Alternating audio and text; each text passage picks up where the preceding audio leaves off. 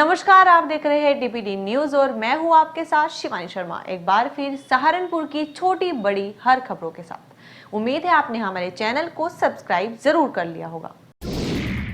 प्रशासन की लापरवाही से एक बड़ा हादसा होने से बच गया। थाना कुतुबशेर स्थित बड़ी नहर पर पैसे चढ़ाने आई एक महिला नहर में कूद गई, जिसे मौके पर मौजूद एक व्यक्ति द्वारा बचा लिया गया। जानकारी के मुताबिक महिला अपने पति के साथ बड़ी नहर में पैसे चढ़ाने आई थी और नहर में कूद गई।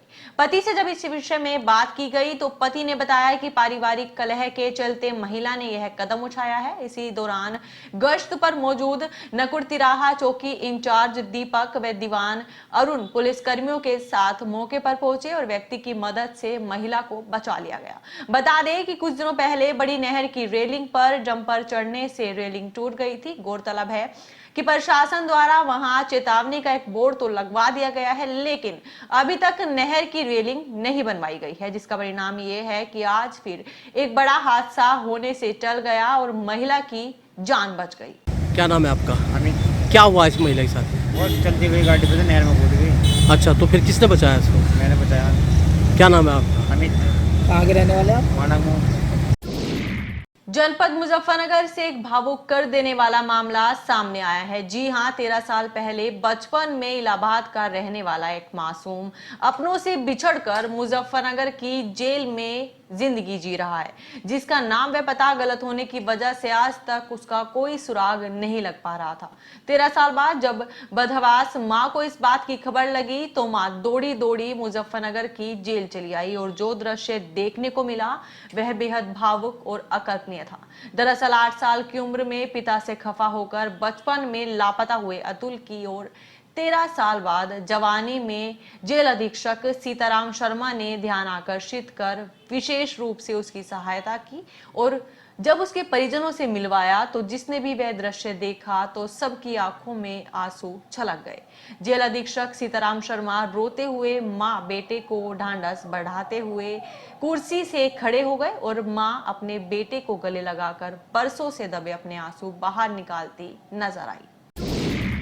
बीते दिनों यूपी बीबीएफए और आईबीबीएफ के खिलाफ सहारनपुर के हकीकत नगर धरना स्थल पर कुछ लोगों द्वारा धरना देकर पुतला दहन किया गया था, जिसके बाद मंगलवार को यूपी बीबीएफए और आईबीबीएफ के पदाधिकारियों द्वारा संयुक्त प्रेस वार्ता कर पूरे मामले में अपना पक्ष रखा गया। संस्था के महासचिव विश्वास राव ने वर्चुअली प्रेस वार्ता को संबोधित करते हुए कहा कि यूपी बीबीएफए संस्था ने गत 20 वर्षों से खेल व खिलाड़ियों के लिए लगातार कार्यरत है। कुछ लोगों द्वारा जिनका संस्था से कोई लेना देना नहीं है, अपने निजी स्वार्थ के तहत दुष्प्रचार किया जा रहा है। इस मौके पर UP body building fitness association के सचिव और जिम संचालक सुहेल राणा ने कहा कि जो लोग संस्था के विरुद्ध प्रदर्शन कर रहे हैं उनमें खेल भावना शून्य है और ये खिलाड़ियों का भविष्य नहीं बल्कि अपना स्वार्थ पूरा करने का कार्य कर रहे हैं। इस मौके पर world champion Javed Ali Khan, Asia champion Vitendra Singh Pawar, women Asia champion Sanjana Dhalak, Mohammad Javed आदि मौजूद रहे। पहली बात तो उनसे ये मालूम कीजिए क्या शोषण हुआ है और क्या भ्रष्टाचार हो रहा है। ठीक है, संस्था ने जितने खिलाड़ियों को गवर्नमेंट जॉब दी है, संस्था ने जितने खिलाड़ियों को स्पॉन्सरशिप दी है, संस्था से खेलकर जितने खिलाड़ी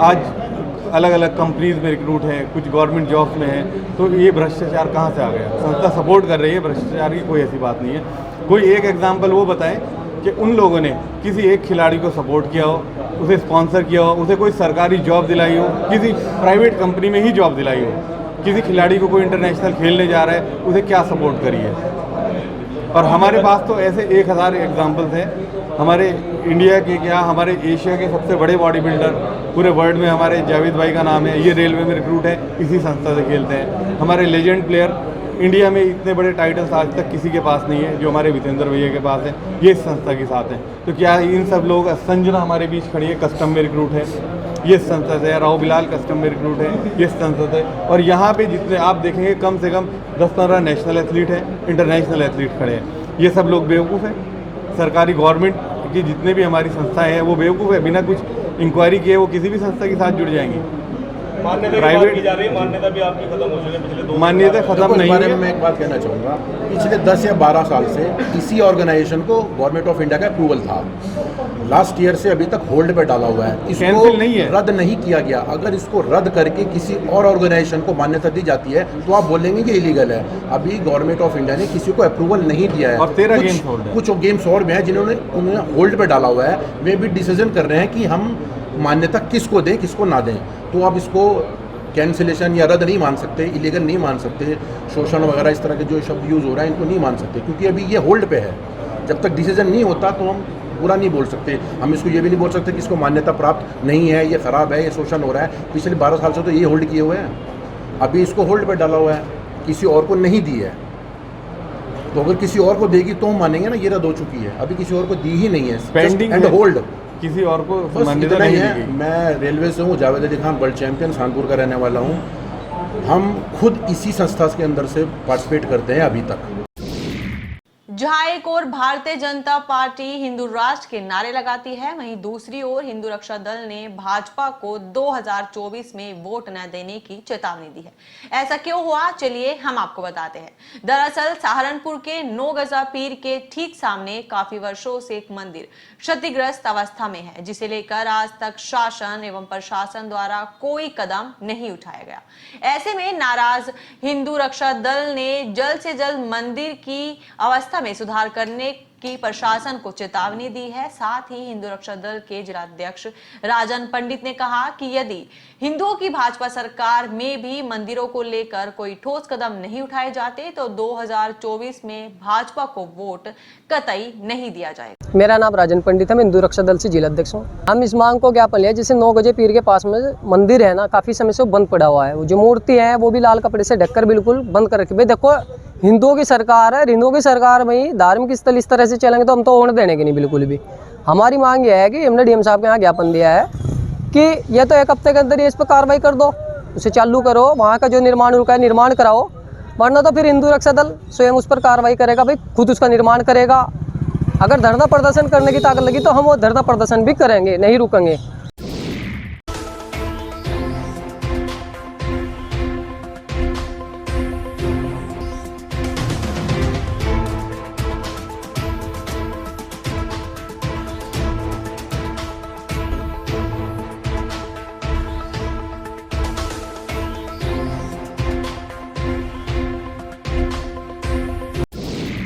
जनपद मुजफ्फरनगर के भोपा रोड ककराला स्थित बैंकेट हॉल में भारतीय किसान यूनियन हिंद राष्ट्रीय अध्यक्ष साजिद अली के आह्वान पर किसान महापंचायत का आयोजन किया गया, जिसमें सरकार की नीतियों को गलत बताते हुए एमएसपी पर कानून लागू करने के लिए सरकार से मांग करते हुए कहा कि सरकार किसानों की समस्याओं का समाधान नहीं कर पा रही है। सरकार गूंगी और बहरी बैठी हुई है। किसानों को टाइम पर भुगतान नहीं मिल रहा है, जिन समस्याओं को लेकर यह महापंचायत की गई है। इस दौरान भारतीय किसान यूनियन मजदूर संयुक्त मोर्चा के राष्ट्रीय अध्यक्ष मोहम्मद शाह आलम ने सरकार के ध्यान न देने पर बड़ा आंदोलन करने की चेतावनी भी दी है। महापंचायत में अन्य संगठनों के राष्ट्रीय अध्यक्ष एवं पदाधिकारी कार्यकर्ताओं ने भी भाग लिया और अपने अपने विचार रखे। मैं फरमान त्यागी एडवोकेट हूँ, भारतीय किसान यूनियन एकता का राष्ट्रीय अध्यक्ष और संयुक्त मोर्चे का प्रभारी हूँ। मैं आपको बता देना चाहता हूँ कि आप ये समझ लो, सबसे पहले जवान, फिर पहलवान, फिर किसान और अब अधिवक्ता, क्योंकि मैं अधिवक्ता हूँ इसलिए वो भी बात बताऊंगा। आपने देखा हापुड़ में भी लाठीचार्ज हुआ और हर एक वर्ग, जितने भी देश में वर्ग हैं, सब सड़कों पे आ रहे हैं, नंबर वाइज नंबर सबका आ रहा। मैं तो अब भी यही संदेश देना चाहूंगा कि सबको अभी से सुधार करना होगा। और आज यहाँ 10-12 संगठन जो मौके पर पहुंचे हैं, सबने एक ही रणनीति तय की है कि अगर सरकार किसानों के कर्जा माफी और एमएसपी गारंटी कानून और जो उनकी मांगे नहीं मानती तो 2024 में सरकार को उखाड़ने का काम करेंगे। देखिए, उत्तराखंड से हमारा सफर शुरू हुआ, अब धीरे धीरे उत्तर प्रदेश की ओर हम लोग हैं और सभी संगठनों का एक ही उद्देश्य है कि किसान मजदूर की लड़ाई लड़ना, क्योंकि मैं नहीं मानता कि किसान और मजदूर से पीड़ित शायद इस दुनिया में कोई हो। आप देख सकते हैं कि आपसे ज्यादा कौन जानता है कि प्रशासन की कैसे मनमानी है। कहीं भी चले जाओ, किसी भी दफ्तर में भ्रष्टाचार की एक जो है किसी चीज की चरम सीमा होती है, लेकिन उसने चरम सीमा भी पार कर रखी है। कहीं भी चले जाओ, बिना रिश्वत के कोई काम ही नहीं होता है। देखिए, ये हमने किसान महापंचायत की है और कुछ लड़ाइयां ऐसी हैं जो अकेले नहीं लड़ी जा सकती, तो इसलिए हमने यहाँ 10 से 12 संगठनों के राष्ट्रीय अध्यक्षों को निमंत्रण दिया और वे आए। हम ये चाहते हैं कि किसान मजदूर की जो लड़ाई है वो सब मिलकर लड़ें और मिलकर लड़ने में इसका फायदा है। हमारी लड़ाई है एमएसपी गारंटी कानून और सबसे मेन लड़ाई है हमारा मोरना चीनी मिल। हरिद्वार के भगवानपुर थाना क्षेत्र में चेकिंग के दौरान पुलिस और बदमाश के बीच मुठभेड़ हो गई। लगातार फायरिंग होने से क्षेत्र में हड़कंप का माहौल पैदा हो गया। पुलिस की जवाबी फायरिंग में 25,000 रुपए का इनामी बदमाश पैर में गोली लगने से घायल हो गया। बता दें कि हरिद्वार में नए एसएसपी परमेंद्र सिंह डोभाल की तैनाती के बाद जिले की पुलिस एक्टिव नजर आ रही है। पुलिस ने एक 25,000 रुपए के इनामी बदमाश को मुठभेड़ के दौरान गिरफ्तार कर लिया है। इनामी बदमाश शहजाद पिछले लंबे समय से फरार चल रहा था, जिस पर चोरी, डकैती, हत्या जैसे पथरी थाने में 5 मुकदमे दर्ज थे। फिलहाल बदमाश का उपचार चल रहा है, जिसकी जानकारी एसएसपी परमेंद्र सिंह डोभाल ने दी है।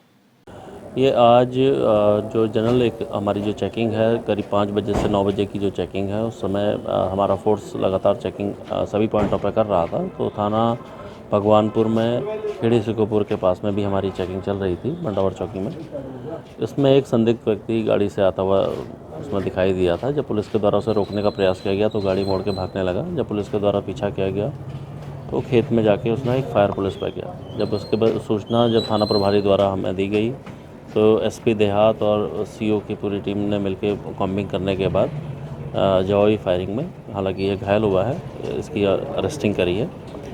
ये जो अपराधी है इसका विवरण, ये 25,000 का हमारा अपराधी भी था, 25,000 का इनाम है इसे डकैती में। इसका नाम शहजाद पुत्र शेरू है और ये हमारा पथरी थाना क्षेत्र से 25,000 का इनामी था और इसके हमारे द्वारा इसके अरेस्टिंग के प्रयास भी किए जा रहे थे, लेकिन आज ये संयोगवश पुलिस की चेकिंग में पड़ा गया। सर ये अकेले थे? अकेला ही आ रहा था सर। किस मामले में इसमें मुकदमा दर्ज है? इसमें अलग अलग मामलों में करीब 5 से ऊपर मुकदमे दर्ज हैं, जिसमें डकैती भी है, चोरी है और 307 तक के बड़े गंभीर मामले भी दर्ज हैं। ये वैसे मूलतः रहने वाला रुड़की क्षेत्र का है, लेकिन काफ़ी समय से बाहर रह रहा था और पथरी में एक वारदात में डकैती की वारदात से बातचीत चल रहा है। वीडियो में अंत तक बने रहने के लिए आपका शुक्रिया। हमारी वीडियो को लाइक एंड शेयर करना ना भूलें और वीडियो आपको कैसी लगी कमेंट में जरूर बताएं।